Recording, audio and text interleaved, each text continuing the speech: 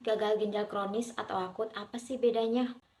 Gagal ginjal adalah suatu kondisi penurunan fungsi ginjal dalam menyaring limbah sisa metabolisme tubuh dari dalam darah dengan membuangnya melalui urin. Kondisi tersebut menyebabkan kadar racun dan cairan berbahaya akan mengendap dalam tubuh dan dapat berakibat fatal.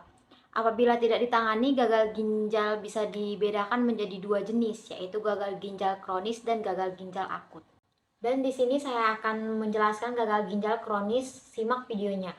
Gagal ginjal kronis adalah kondisi yang terjadi ketika ginjal telah mengalami kerusakan parah dalam jangka panjang atau sudah lebih dari 3 bulan, sehingga berakibat pada kerusakan permanen yang disebabkan beberapa hal berikut ini.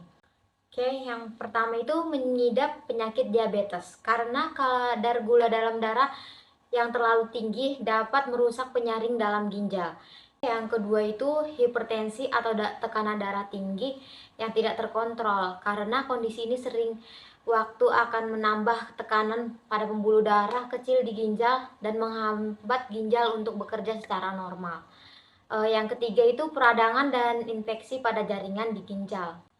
Yang keempat penyakit ginjal polistik, yaitu pertumbuhan kista dalam jumlah yang banyak pada ginjal.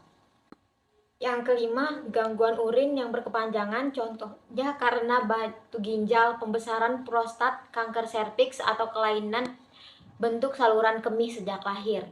Yang keenam, gagal ginjal akut yang tidak diobati. Yang ketujuh itu penggunaan obat yang berpotensi merusak ginjal seperti litium dan obat antiinflamasi dan steroid dalam jangka panjang. Yang kedelapan, penyakit pembuluh darah ginjal seperti penyempitan pembuluh darah arteri ginjal atau pengumpulan darah di pembuluh vena ginjal. Yang kesembilan, lupus nephritis, yaitu salah satu jenis penyakit autoimun yang menyerang ginjal. Yang ke-10, penyakit asam urat. Karena sampai di sini tentunya Anda lebih paham seperti apa penyakit gagal ginjal ya.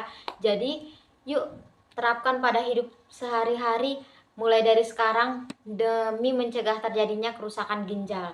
Salam sehat dan bahagia.